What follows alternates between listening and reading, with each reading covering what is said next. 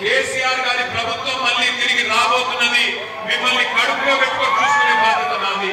బాధపడకండి, భయపడకండి. ఇక్కడే యూసుఫ్ కూడా పోలీస్ లైన్స్ లో బెటాలియన్ పోలీసులు కూడా ఉన్నారు. బెటాలియన్ పోలీస్ అన్నదమ్ములకు కూడా నేను విజ్ఞప్తి చేస్తా ఉన్నా.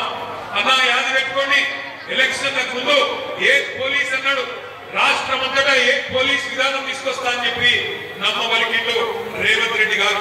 కానీ ఎలక్షన్ అయిపోగానే మీకు కూడా మోసం చేసిండు. మోసం చేసి మీ కుటుంబ సభ్యులను కొట్టించిండు పోలీసులతో. 30 మందిని సస్పెండ్ చేయించిండు.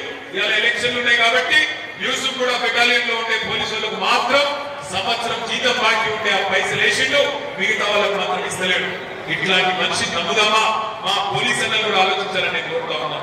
ఇక్కడికి వచ్చేసిన పోలీస్ సోదరులకు నేను కోరుతున్నా, హోమ్ గార్డులు ఉన్నారు, పోలీస్ కానిస్టేబుల్ ఉన్నారు, మీ పెద్ద పెద్ద ఐఏఎస్ ఐపీఎస్ ఆఫీసర్లు, ఇన్స్పెక్టర్లు, డిఎస్పీలు ఎటన్నా పోని సాధారణ పోలీసు అన్నలకు నేను అడుగుతున్నా, ఈ దుర్మార్గపు రాజ్యాన్ని దయచేసి సమర్థించకండి. ఈ దుర్మార్గపు ప్రభుత్వాన్ని దయచేసి వారికి అండగా నిలబడకండి. మళ్ళీ కేసీఆర్ ప్రభుత్వం వస్తేనే పోలీస్ అన్నలకు కూడా న్యాయం జరుగుతుంది, గుర్తు పెట్టుకోండి అని చెప్పి నేను విజ్ఞప్తి చేస్తా ఉన్నాను. ఇక్కడికి వస్తుంటే నాకు చెప్తున్నారు మనోళ్ళు, అన్న యూసుఫ్ గూడలో మన కేసీఆర్ గవర్నమెంట్ ఉన్నప్పుడే 12 కోట్ల రూపాయలతో ఇక్కడ డ్రైనేజ్ సౌలభ్యం మనం ప్రారంభించినాం. అందులో 2 కోట్ల పని అయ్యింది, మిగతా పని కూడా పూర్తి చేయాలి, సునీతమ్మను గెలిపించి అన్నారు.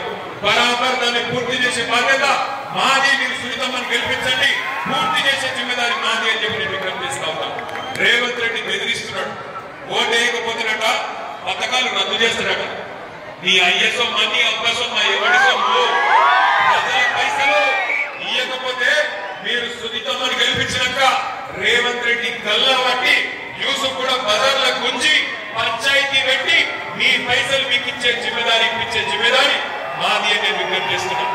తిరుగుతున్నారట కొంతమంది ఆకు రౌడీలు తిరుగుతున్నట్టు. మా కోట అయిపోతే బాగుంటది, దేట్లేకే అంటున్నట. మేము కూడా చెప్తున్నాం, ఇక్కడికి వచ్చిన మా వ్యాపారవేత్తలు యూసుఫ్ గూడలో ఉండే, ఈ దుకాణాలలో ఉండే మా అన్నదమ్ములు, మా అక్క చెల్లెలకు నేను విజ్ఞప్తి చేస్తున్నా, మీరందరూ ఈ గుర్తు పెట్టుకోండి. గెలవక ముందే ఇన్ని నగరాలు చేస్తున్నారు, గెలిచినాక బతకనిస్తారా? మిమ్మల్ని పొరపాటున గెలిస్తే, పొరపాటున ఓటేస్తే ఈ నేర చరిత్ర కలిగిన వాళ్ళు బతకనిస్తారా? ఆలోచించండి, ఆగం కాకండి. ఇంకొక మాట కూడా నేను విజ్ఞప్తి చేస్తాను. ఇప్పుడే సునీతమ్మ మాటలు మీరు విన్నారు. ఒక్క ఆడబిడ్డ భర్తను కోల్పోయి 5 నెలలు 6 నెలలు కూడా రాలేదు. అట్లాంటి ఆడబిడ్డను ఓడించేందుకు ఎన్ని ప్రయత్నాలు చేస్తున్నాడు రేవంత్ రెడ్డి.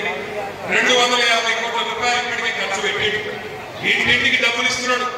షేక్పేట్ లో 6,000 రూపాయలు, యూసుఫ్ గూడలో 5,000 రూపాయలు, ఎర్రగడ్డలో 4,000 రూపాయలు, బోరబండలో 6,000 రూపాయలు ఇంటింటికి పంపుతున్నాడు. గమ్మత్ ఏంటంటే రేవంత్ రెడ్డి ఏమో 6,000 రూపాయలు పంపినట్టు, అన్న లోకల్ కాంగ్రెస్ వాళ్ళు కమిషన్లు కొట్టేసి మీకు 2,000 ఇచ్చినట్టు. నేను ఇంట్లో కూడా కమిషన్లు కొడుతారు కాంగ్రెస్ వాళ్ళు, గంటల. నేను ఒకటే అంటున్నా, ఆయన ఇచ్చే 2,000, ఆయన ఇచ్చే 3,000 4 రోజులలో అయిపోతాయి, 4 రోజులలోనే అయిపోతాయి. కానీ మీరు గుర్తుపెట్టుకోవాల్సింది ఈ 4 రోజుల కోసం ఖర్చు పెట్టే పైసల గురించి కాదు, మీ జీవితం ఏమైతుంది యాద పెట్టుకోండి. మీకేం లాభం జరుగుతుంది బీఆర్ఎస్ గెలిస్తే అని మీరు నన్ను అడగచ్చు.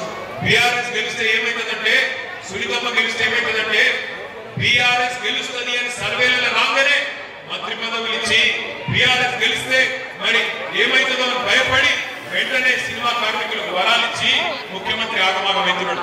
అదే బీఆర్ఎస్ మీరు బంపర్ మెజారిటీతో గెలిపిస్తే నెలకు 2,500 రూపాయలు ఆడబిడ్డలకు తన్నుకుంటూ చచ్చుకుంటూ ఈయక తప్పని పరిస్థితి కాంగ్రెస్ పార్టీకి వస్తుంది. నెలకు 4,000 రూపాయల పెన్షన్ పెద్ద మనుషులకు ఈయక తప్పని పరిస్థితి కాంగ్రెస్